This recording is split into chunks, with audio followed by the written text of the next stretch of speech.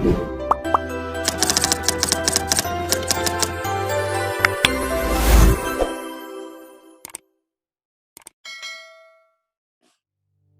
kira nggak ada kasus banyak. Kasus Habib Rizik cuma satu. Kesalahan dia cuma satu, yaitu tidak mau disogok oleh uang dan tidak mau disogok oleh jabatan. Cuman itu kasusnya sebetulnya. Oke. Jadi karena kasus itu, maka dicari-carikan tempelan-tempelan. Karena itu sebetulnya kalau kita baca dari awal, kan kita mudah bikin algoritma dari bahasa pemerintah, bahasa Presiden Jokowi yang kadang-kala cuma dengan bahasa tubuh, dengan satu isyarat, mengaktifkan seluruh aparatnya untuk memusuhi Habib Rizik. Ya. Sebetulnya ini Habib Rizik dijadikan musuh bersama. Jadi ini sebetulnya tuh. Dan tentu potensial Habib Rizik untuk memimpin oposisi, karena memang nggak ada oposisi kan. Jadi pengertian-pengertian lama tentang dukungan dana, penggalangan massa itu kan cara berpikir Orde Baru zaman dulu. Dulu saya ingat petisi 50 itu yang anti Soeharto, yang dipimpin oleh Ali Sadikin, itu dimatikan secara perdata. Artinya dia nggak boleh berbisnis tuh. Nggak ada pun satu pengusaha yang mau dekat dengan 50 anggota petisi 50 itu. Jadi itu sialnya begitu tuh. Nah, kita juga terbawa dengan keadaan semacam itu. Bagaimana mungkin akun Munarman di lockdown. Oke. Nah, ini memang ini berapa kali sebenarnya saya pertanyakan pada Anda, tapi saya kira ini menjadi penting untuk ditanyakan kembali. Kenapa kemudian diambil tindakan yang begitu keras terhadap Habib Rizik dan terkesan dihabisi semua? Tentu di belakang itu ada informasi yang masuk pada Presiden bahwa Habib Rizik berbahaya secara politis karena dia mampu mengumpulkan relasi-relasi dia dengan petinggi-petinggi politik di luar misalnya, atau yang sebagian ada di dalam. Jadi ada semacam konspirasi pikiran pada Presiden yang akhirnya menimbulkan kejengkelan, lalu jadi kemarahan, lalu akhirnya jadi dendam gitu. Dan dendam itu kemudian yang dihasilkan melalui suara Mahfud MD. Saya bacanya begitu.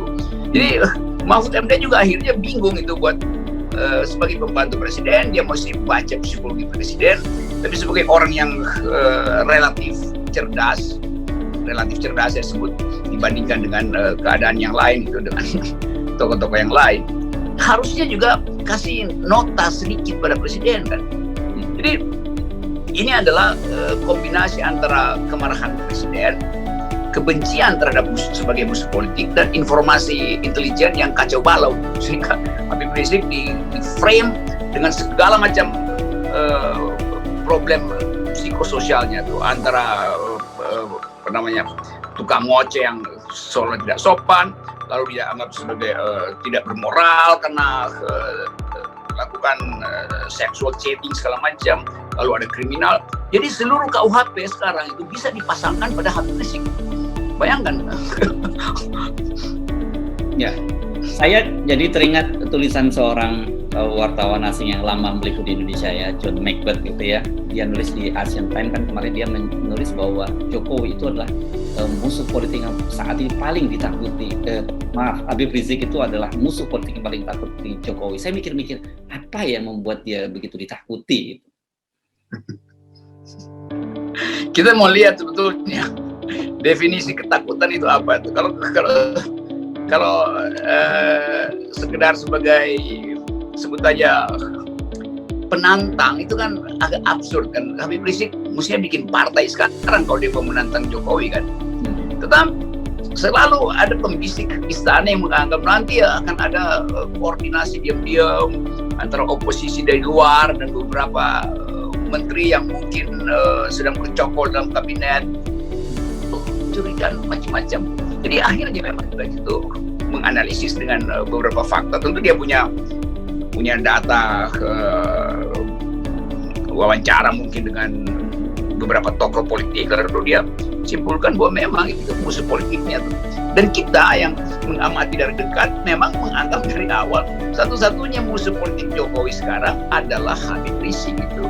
Yang lain itu kan cuma vokal di Twitter, vokal di YouTube kayak kita begini. Kita cuma bisa kasih kritik sambil kasih satire dengan bahasa juga yang kadangkala dianggap tidak sopan, tapi sebetulnya ini bahasa politik. Kalau saya bilang dungu kan tuh dari awal saya terangkan dungu itu bukan menghina orang, tapi menghina jalan pikirannya kan. Nah, semua kita sebetulnya ya membisingkan memang, tapi kan kita nggak punya kekuatan real. Habib Rizik punya kekuatan real, dan Habib Rizik pasti diincar juga atau diminati oleh kekuatan-kekuatan politik real lainnya, beberapa partai politik oposisi atau para oposisi tentu tahu bahwa Habib Rizik potensial sebagai vote getter. Nah itu yang kemudian masuk ke istana, lalu istana panik gitu. Dan kalau biasa aja lakukan perlawanan politik, tampilkan pengganti Jokowi, partai-partai koalisi bikin aja paket presiden 2024 supaya jelas tuh istana versus masyarakat sipil kan jelas.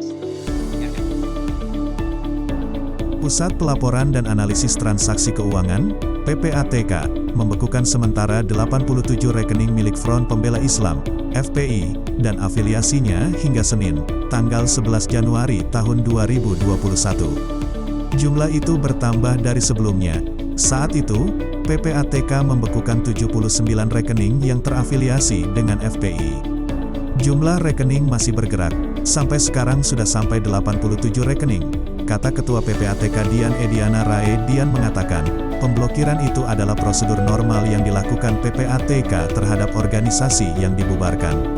Pembubaran FPI dituangkan dalam Surat Keputusan Bersama, SKB, tentang larangan kegiatan penggunaan simbol dan atribut serta penghentian kegiatan FPI. SKB itu ditandatangani 3 menteri dan 3 pejabat negara. Dian menyebut, uang menjadi komponen yang penting apabila ada sebuah organisasi yang tidak boleh melakukan kegiatan apapun. Selain alasan pembubaran FPI yang tertuang dalam SKB, menurut dia, tugas PPATK juga untuk memastikan apakah ada penggunaan uang yang tidak sesuai aturan.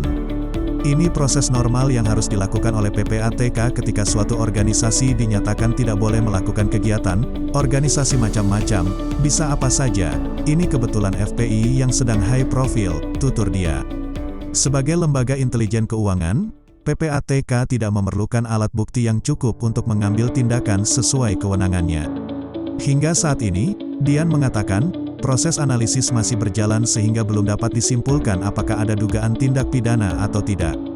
Sebagai lembaga intelijen keuangan, PPATK tidak memerlukan alat bukti yang cukup untuk mengambil tindakan sesuai kewenangannya. Hingga saat ini, Dian mengatakan, proses analisis masih berjalan sehingga belum dapat disimpulkan apakah ada dugaan tindak pidana atau tidak. Pengacara Front Pembela Islam, FPI, Aziz Yanuar mengatakan, sebanyak 7 rekening milik keluarga pimpinan FPI Habib Rizik Syihab diblokir. Tak hanya itu, ex-sekretaris umum FPI, Munarman juga masuk dalam pemblokiran.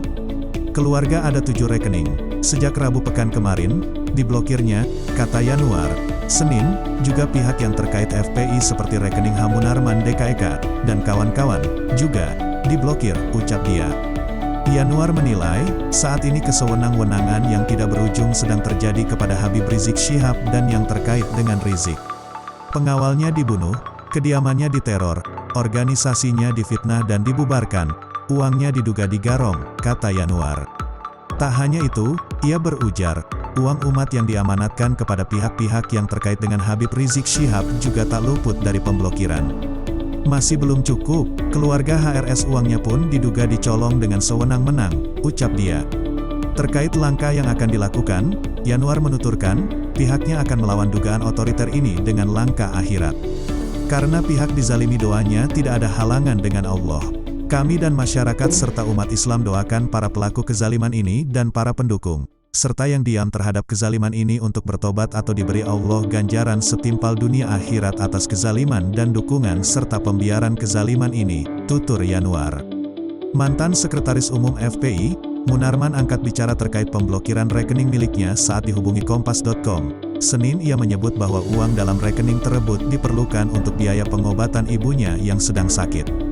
Rekening itu untuk biaya pengobatan ibu saya yang sudah 2 tahun lebih terbaring di tempat tidur, kata Munarman. Munarman memperlihatkan lembaran surat pemberitahuan dari pihak salah satu bank negara perihal pemblokiran rekening. Berdasarkan informasi dalam surat pemberitahuan, Rekening Munarman sudah diblokir oleh pihak bank sejak tanggal 4 Januari tahun 2021. Disebutkan pula bahwa pemblokiran sesuai dengan surat permintaan dari PPATK, ibu saya sedang sakit. Sudah 2 tahun hanya terbaring, dan rekening itu untuk biaya pengobatan ibu saya, untuk beli obat dan keperluan ibu saya, kata Munarman.